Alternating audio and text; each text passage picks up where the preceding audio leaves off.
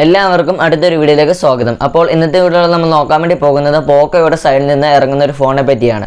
അതെ, പോക്കോ M2 എന്ന phone full details ആണ് ഇന്നത്തെ വീഡിയോയിൽ നമ്മൾ നോക്കാൻ വേണ്ടി പോകുന്നത്. അപ്പോൾ ഈ ഒരു ഫോൺ റീബ്രാൻഡ് വെർഷൻ ആണോ, അതുപോലെ ഈ ഒരു ഫോണിൻ്റെ പ്രൈസ് ഫുൾ ഡീറ്റെയിൽസ് ആണ് ഇന്നത്തെ വീഡിയോയിൽ നമ്മൾ നോക്കുന്നത്. അപ്പോൾ എൻ്റെ വീഡിയോ ആദ്യമായിട്ടാണ് കാണുന്നതെങ്കിൽ എൻ്റെ ചാനൽ ഒന്ന് സബ്സ്ക്രൈബ് ചെയ്യുക. സബ്സ്ക്രൈബ് ചെയ്തിട്ട് തൊട്ടടുത്തുള്ള ബെല്ലൈക്കൺ കൊണ്ടൊന്ന് ക്ലിക്ക് ചെയ്ത് നോട്ടിഫിക്കേഷൻ ഓൺ ആക്കിയിട്ട് കഴിഞ്ഞാൽ ഇങ്ങനെയുള്ള ലേറ്റസ്റ്റ് ആയിട്ടുള്ള ന്യൂസും ടെക് വീഡിയോസൊക്കെ നിങ്ങൾക്ക് ലഭിക്കുന്നതാണ്. അപ്പോൾ ഈ ഒരു വീഡിയോയിലേക്ക് കടക്കുന്നതിന് മുമ്പ് പോക്കോ M2 Pro എന്ന phone unbox and full review ഞാൻ എൻ്റെ ഈ ചാനൽ ഇട്ടിട്ടുണ്ട്. അത് കാണാത്തവരുണ്ടെങ്കിൽ ഈ ഒരു ഐ ബട്ടനെ ക്ലിക്ക് ചെയ്ത് നിങ്ങൾ കാണാൻ മറന്നു പോകരുത്.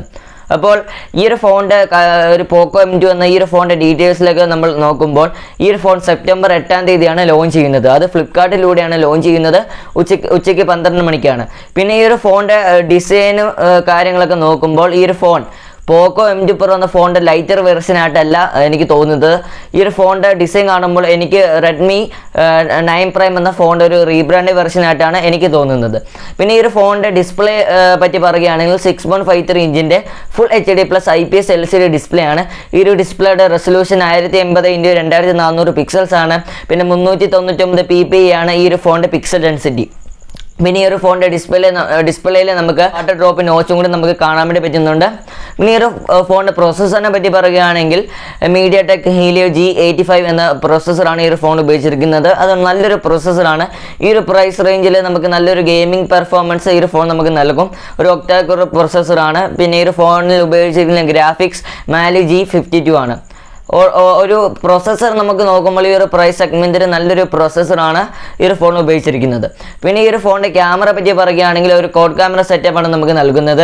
അപ്പോൾ ഈ ഒരു ഫോണിൻ്റെ ക്യാമറയുടെ ഫോട്ടോസൊക്കെ ഈ ഒരു ഫോണിൻ്റെ ഒരു ക്യാമറ ഡിസൈനൊക്കെ ഇപ്പം ഫോട്ടോസൊക്കെ ലീക്ക് ആയിട്ടുണ്ട്. അപ്പോൾ ഈ ഒരു ഫോണിൻ്റെ ഒരു പ്രൈമറി ക്യാമറ ബാക്കിൽ 14 മെഗാ പ്രൈമറി ക്യാമറയാണ് ഉപയോഗിച്ചിരിക്കുന്നത്.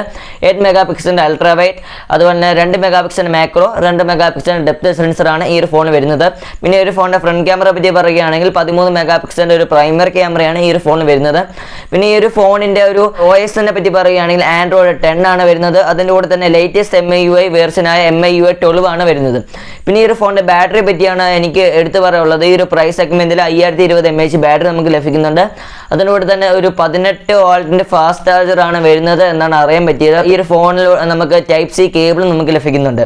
പിന്നെ ഈ ഒരു ഫോണിൻ്റെ ഒരു പ്രൈസിനെ പറ്റി പറയുകയാണെങ്കിൽ ഈ ഒരു ഫോൺ ഒരു 11,999 രൂപയാണ് ഒരു എക്സ്പെക്റ്റഡ് ആയിട്ടുള്ള പ്രൈസ്. പിന്നെ ഈ ഒരു ഫോൺ മെയിനായിട്ടും 6GB RAM 64GB internal storage എന്ന വേരിയന്റിലാണ് ഈ ഒരു ഫോൺ ലഭ്യമാകുന്നത്. ഇത് 512GB വരെ നമുക്ക് എക്സ്പാൻഡബിൾ ആണ്. പിന്നെ ഈ ഒരു ഫോണിൻ്റെ ഫീച്ചേഴ്സ് നോക്കുകയാണെങ്കിൽ 3.5mm ഓഡി ജാക്ക് ലഭിക്കുന്നുണ്ട്. പിന്നെ ഈ ഒരു ഫോണിൻ്റെ ഫിംഗർ പ്രിൻ്റ് ആണെങ്കിൽ ബാക്കിലാണ് വരുന്നത്. അത് നല്ലൊരു കാര്യമാണ്.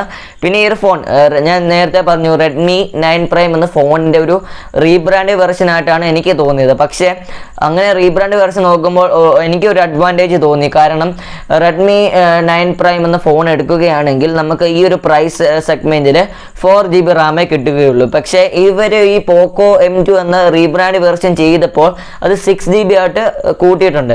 അപ്പോൾ അതൊരു അഡ്വാൻറ്റേജ് ആയിട്ടാണ് എനിക്ക് തോന്നിയത്. അപ്പോൾ ഇങ്ങനെയുള്ള ലേറ്റസ്റ്റ് ആയിട്ടുള്ള ടെക് ന്യൂസ് ഒക്കെ നിങ്ങൾക്ക് കിട്ടണമെങ്കിൽ ഇപ്പോൾ എൻ്റെ ചാനൽ ഒന്ന് സബ്സ്ക്രൈബ് ചെയ്യണം. എന്നിട്ട് തൊട്ടടുത്തുള്ള ബെല്ലൈക്കൺ ഒന്ന് ക്ലിക്ക് ചെയ്ത് നോട്ടിഫിക്കേഷൻ ഓൺ ആക്കി ഇടണം.